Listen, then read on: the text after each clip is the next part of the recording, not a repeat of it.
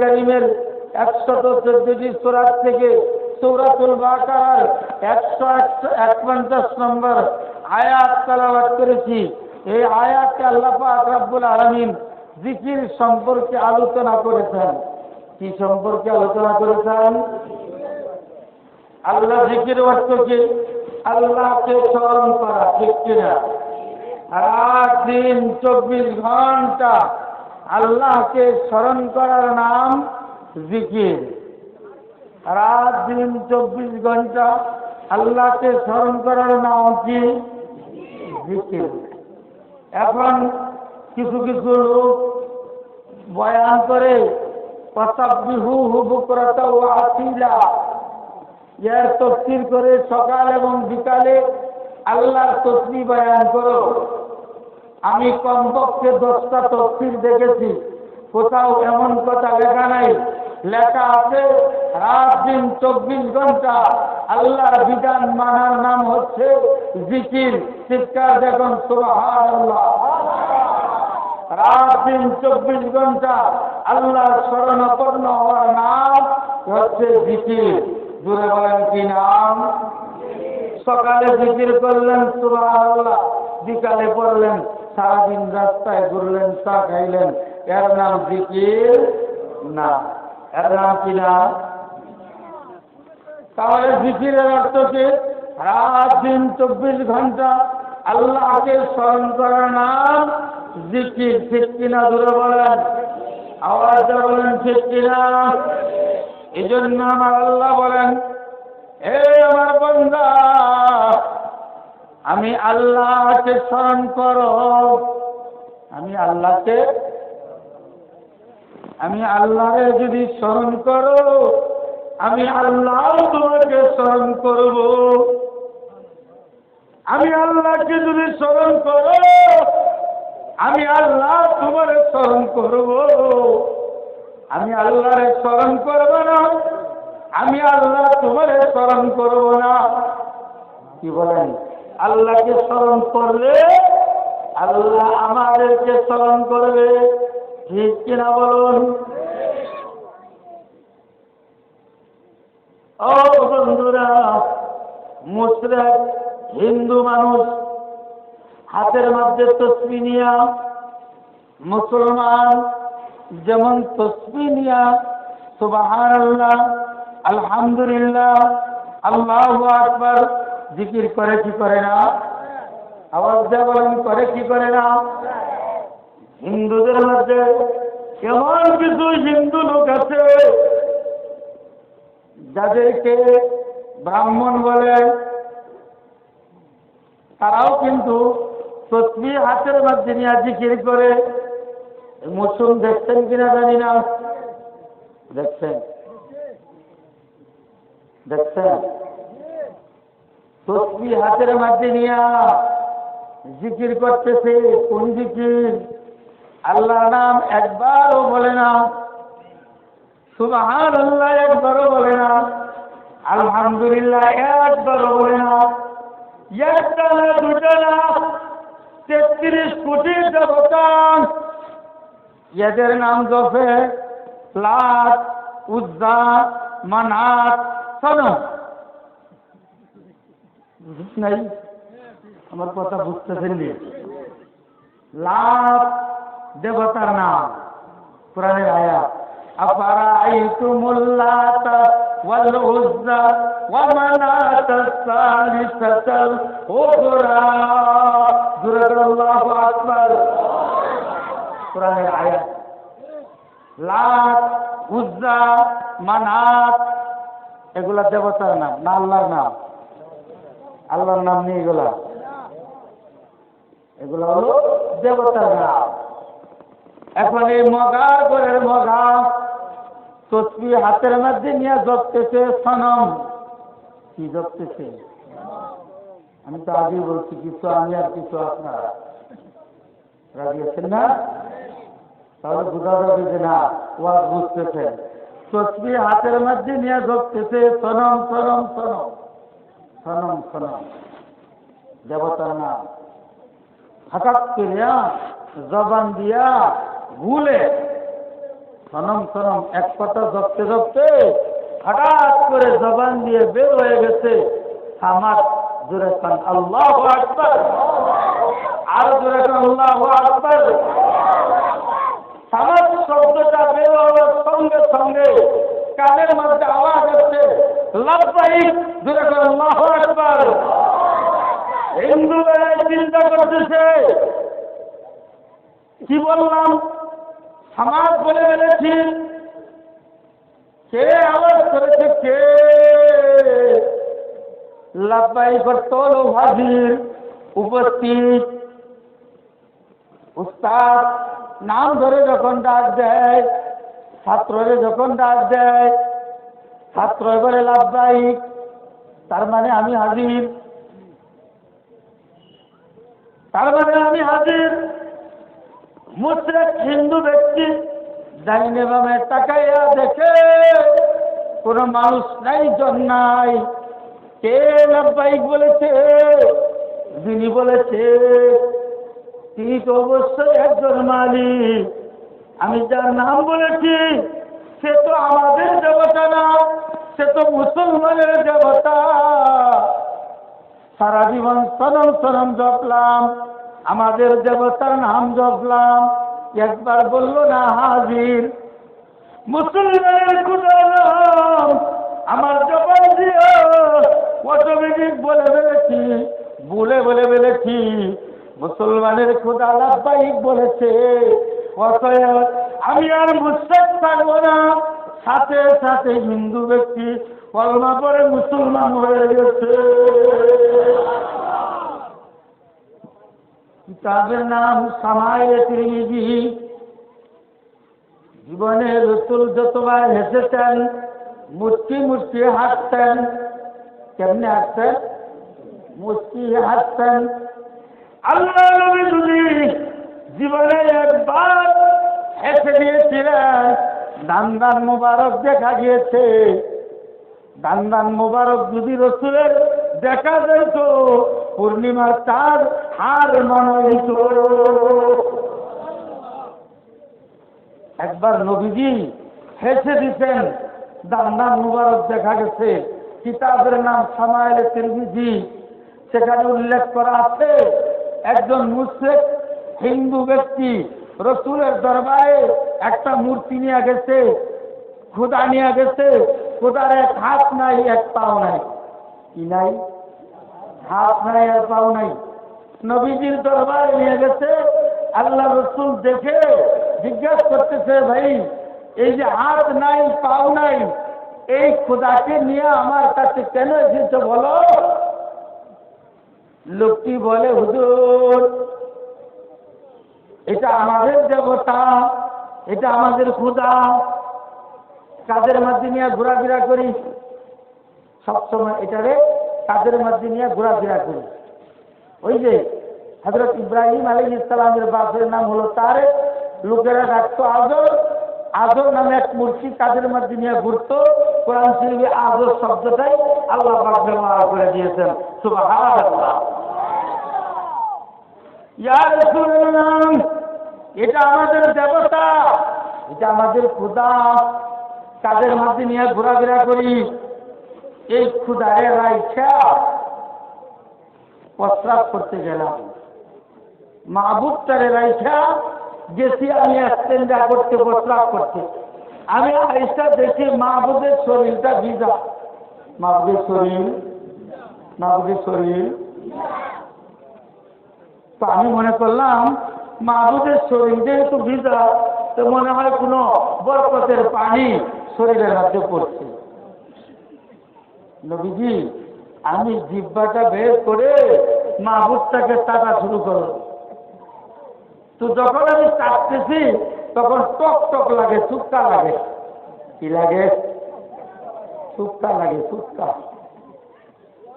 তো আমি চিন্তা করলাম বরকতের পানি তো চুপকা লাগার কথা না, টক লাগার কথা না। ব্যাপারটা কি? এদিক সেদিক তাকায় দেখি কুকুরদের মাহবুবের শরীরে প্রস্রাব করছে। হাই রে হাই, আমি তো আসলে এই বরকতের পানিতে আমি জিহ্বা লাগাচ্ছি। হুজুর মেজাজটা এমন খারাপ হইল, ঠান্ডার মধ্যে ধরে একটা আশা দিয়া খুদার এক পাও বাঁধছি, এক হাত বাঁধছি। নবী এই কথা শুইনা হাইটা দিতেন, দাম দাম মুবারক দেখা গেছে, সূর্যের আলো অন্ধকারে পরিণত হয়ে গেছে। চিৎকার দেবেন সুবহানাল্লাহ। আল্লাহ নবী বলেন,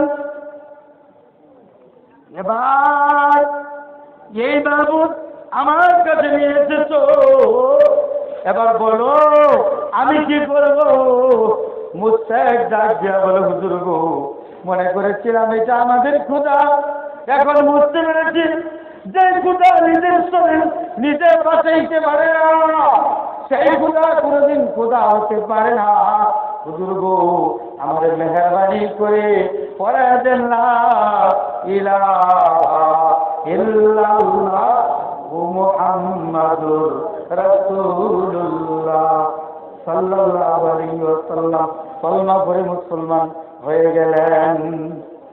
এই জন্য পবিত্র কালাম কুরআন কারীমের তাফসীর বা ব্যাখ্যা যদি তিরমিজি শরীফের মধ্যে আছে, আল্লাহ রাসূল বলেছেন 1 ঘন্টা সময় আমার কোন উম্মত যদি কুরআনের ব্যাখ্যা শুনে 500 বছর নফল নামাজ পড়িয়া ইবাদত করলে, নফল নামাজ পড়লে যে সওয়াব আমল নামায় আল্লাহ পাক দিতে, 1 ঘন্টা কোরআনের ব্যাখ্যা শুনলে আল্লাহ পাক ওই সওয়াব তার আমল নামায় লিখিয়ে দেয়।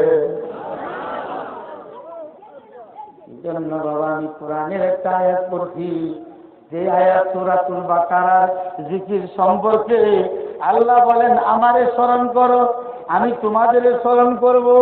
আমারে স্মরণ করবে না, আমি তোমাদের স্মরণ করব না। এই জিকিরের একটা না দুটা না, কোরআনে গবেষণা করে পেয়েছি এই জিকিরের অর্থ হইল 5টা। জুড়ে বলেন কয়টা? আরো আসতে কোন কয়টা? এই 5 জিনিসের উপরে আলোচনা করা হবে। জিকিরের অর্থ হলো 5টা। জুড়ে বলেন কয়টা? 5টা জিনিসের উপরে আলোচনা করা হবে। জিকিরের 1 নম্বর অর্থ হলো কোরআন। জুড়ে বলেন কি? আরো জুড়ে বলেন কি? জিকিরের 1 নম্বর অর্থ হলো কোরআন। প্রমাণ কি? প্রমাণ হলো কোরআনের আয়াত, ইন্না নাহনু নাযালনা যিকরা ওয়া ইন্না লাহু লাহাফিজুন। আল্লাহু আকবার। আল্লাহ রাব্বুল আলামিন বলেন, আমি আল্লাহ অবতীর্ণ করেছি জিকির। কি অবতীর্ণ করেছি? জিকির অবতীর্ণ করেছি। উলামায়ে কেরাম আছে, শিক্ষিত ভাইরা, তাফসীর বাংলাতে বের হয়েছে।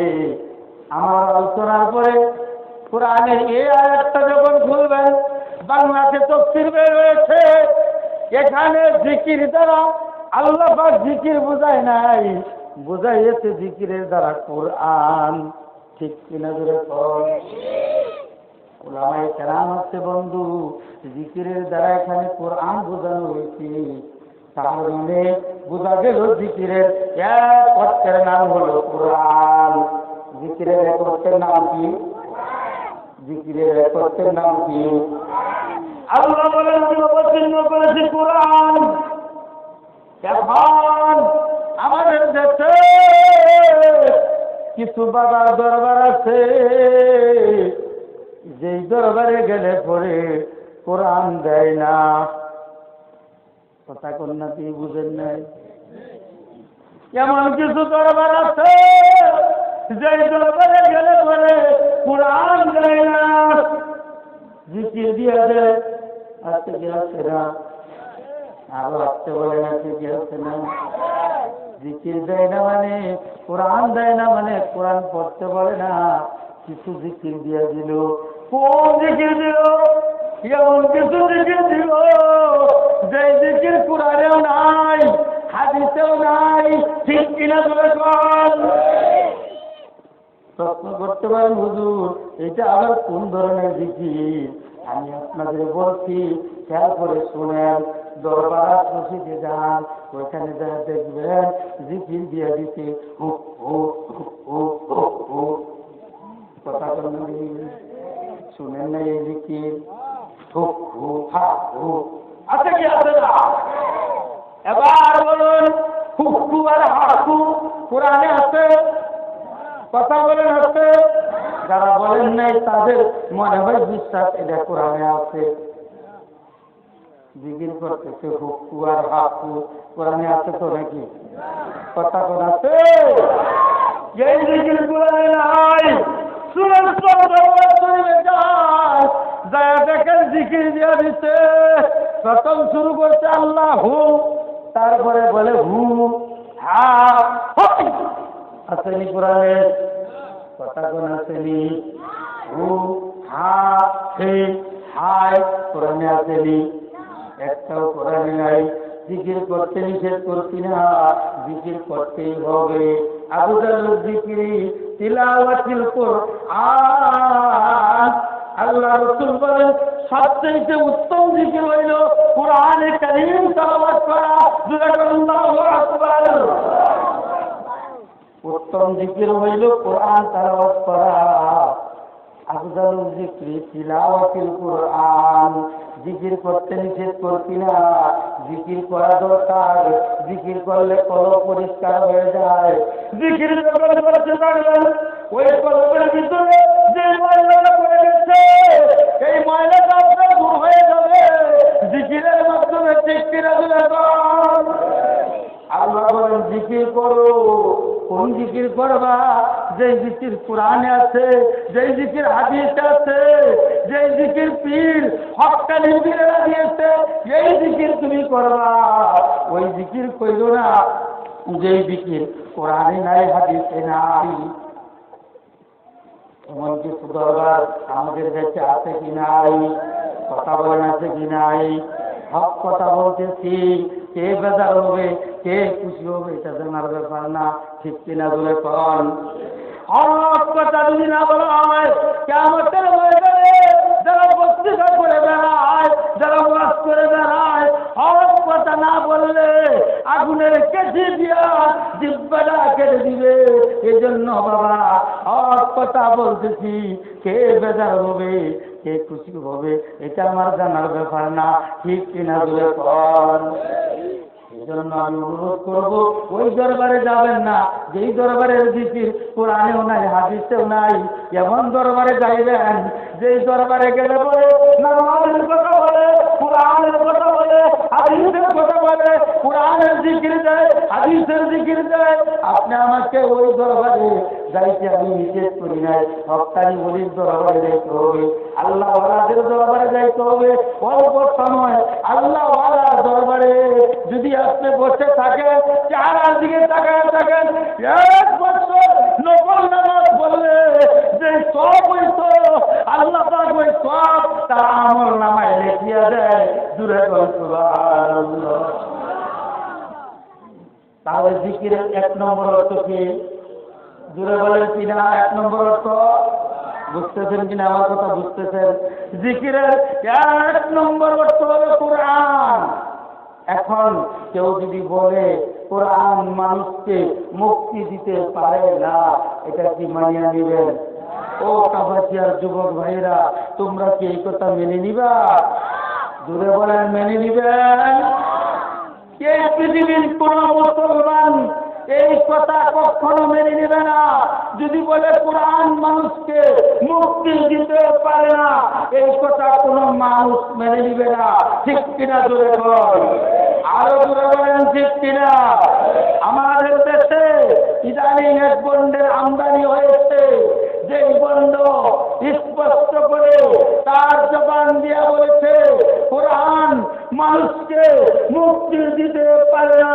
কোরআন মানুষকে যদি মুক্তি দিতে পারত, ইরাকের প্রেসিডেন্ট সাদ্দাম হোসেনকে মুক্তি দিতে পারত। সে আর কেউ নয়, এদেশের মুসলমানের দুশ্মন, এদেশের আল্লাহর দুশ্মন, এদেশের নামে কেরামের দুশ্মন, এদেশের তাওহীদি জনতা মুসলমানদের দেওয়ানবাগী সেই ভণ্ড দেওয়ানবাগী তার বাসায় বলেছে কোরআন মানুষকে মুক্তি দিতে পারে না যদি এই চাবাচিয়ার মাঠে যদি এসে এই কথা বলে ঘাড় ধরে স্টেজ থেকে নামাইয়া মরা কুকুরের মতো বঙ্গোপসাগরে নিক্ষেপ করে দিতে কারা কারা প্রস্তুত আছো হাত করে দেখাও। নারে তাকবীর, নারে তাকবীর। আল্লাহ কবুল করুক। জোরে বলে আমিন, আর জোরে বলে আমিন। জনসমুদ্রে আসে না, মানুষের সামনে আসে না, খানকায় বসে বসে এই ধরনের কথা বলে। কিছুদিন আগে বলেছে নবীজিকে স্বপ্নে যুগে দেখেছে। কেমনে দেখেছে? ভালো কথা। রসুলকে স্বপ্নে দেখেছে, ভালো কথা। রসুলকে স্বপ্নে যুগে কেউ যদি একবার দেখে, নবী বলেন সেজন্য আমাকেই দেখেছে। শয়তান আমার আকৃতি ধারণ করতে পারে না। দুঃখের বিষয়, কেউ যদি বলে আমি রসুলকে স্বপ্নে যুগে দেখেছি, উলঙ্গ অবস্থায় ডাস্টবিনে পড়ে আছে, এই কথা কোন মুসলমানকে মেনে নিতে পারে? আওয়াজ বলেন পারে? এই বন্ধ দেওয়ানবাগী বলেছে রসুলকে নাকি উলঙ্গ অবস্থায় ডাস্টবিনে দেখেছে। জোরে কন্যা আমার বন্ধুরে, আল্লাহ নবীরে বলেছিল ওই যে দেখো মক্কার ছেলেরা পাথর গুলায় এনে কাবা ঘর তৈরি করতেছে। মোহাম্মদ রে লঙ্গিটা খুলিয়া মাথায় যদি বেঁধে নাও, ছোট্ট মানুষ তুমি, লঙ্গিটা খুলিয়া যদি মাথায় বেঁধে নাও কষ্টটা একটু কম হবে। আল্লাহ নবীর এই কথা বলার সঙ্গে সঙ্গে আমার নবী বেহুশ হয়ে পড়ে গেছে। আব্দুল মুত্তালিব জিজ্ঞেস করেছে, নাতিন আমার আমি কি বললাম, তুমি কাঁদতে কাঁদতে বেহুশ হয়ে গেলে কারণ কি? দাদা গো, যে কথাটা আমার বলেছে লঙ্গি খুলে মাথায় বাঁধার জন্য বলতে যখন আপনি বলেছেন, লজ্জায় আমি ভুল জ্ঞান হারিয়ে ফেলেছি। ও আমার ভাইরা, একজন সাহাবী প্রমাণ করতে পারে না আল্লাহ নবীর পুরা শরীরটা দেখছে। নবীর বিবিরাও পারে নাই। কেউ বলে মাথা দেখছি, কেউ বলে নবীর হাত দেখছি, কেউ বলে নবীর পাও দেখছি, কেউ বলে নবীর পিঠ দেখছি। বাবারে নবুয়ত কেউ দেখতে পারে নাই। আল্লাহ হাবিবের পুরা চেহারাটা কেউ দেখতে পারে নাই। না দেখার পিছনে কারণ হলো আল্লাহ বলেন আমার নবীর চেহারা পুরা চেহারাটা একবার যদি কেউ দেখে তাহলে টিকে থাকতে পারবে না। জোরে করে আল্লাহু আকবার। নবীর কেউ যদি স্বপ্নে দেখতে পারে, উলঙ্গ অবস্থায় দেখতে, এই কথা বললে বোঝা যাবে সে আসলে নবীরে দেখছে না, তাহলে বোঝা যাবে সে শয়তানরে দেখতে না। আবার কিছুদিন আগে বলেছে তাহলে নাকি সাথে দেখা গেছে। কই দেখা গেছে? জোরে বলেন, কই দেখা গেছে? যদি আপনারা বিশ্বাস না করেন, অনেকের কাছে হয়তো শুনছেন এই কথাগুলা। দেওয়ানবাগীর আসল নমুনা লেখা ইউটিউবে ইন্টারনেটে সার্চ দিলে তার কথাগুলা অটোমেটিক শুনতে পারবেন। কারণ তুমি যতই কথা বলো না কেন, তোমার খানকার ভিতরে এমন কিছু লোক যায় তোমার কথাগুলা রেকর্ড করিয়া সারা বিশ্বে প্রচার করে দিচ্ছে। তুমি কি বলছো? যাতে করে কোনো মুসলমান উদ্গারওয়ালা মুসলমান তোমার দরবারে না যা। ঠিক কিনা? দেওয়ানবাগীর আসল নমুনা লেখা পাস দিলেই তার কথাগুলো অটোমেটিক দেখবেন, আপনি শুনতে পারবেন। এই বন্ধুরা, এই ধরনের কথা যদি বলে তাহলে তারে কোনোদিন পীর মানা যায় না। ঠিক কিনা? কি বলেন, মানা যায়? কষ্ট হচ্ছে, তুই কষ্ট হচ্ছে, আর কিছু উত্তর দিয়েন। তাহলে বোঝা গেল জিকিরের 1 নম্বর অর্থ কি? বুঝে গেছে? বুঝে গেছেন? আসমানের মালিককে, আর বাচ্চাগুলোকে জুড়ে বলেন কে? জমিনের মালিককে, পাহাড়ের মালিককে, জানে আমার মালিককে, ঘুষের মালিককে? ঘুষের মালিক আল্লাহ, ঘুষের মালিক আল্লাহ। ঘুষ খায়নি আল্লাহ, ঘুষ খায়। এমন ঘুষ হারাই লাগছেন, 10টায় ভালো যাচ্ছে না, অনেক রাত্র হয়ে গেছে, প্রধান বক্তা আসবেই, এখনই ঘুষ হারানো যাবে না। আল্লাহ ঘুষ খায়নি, কি বলেন খায়? বলছেন যে তদুর ঘুষ নাই।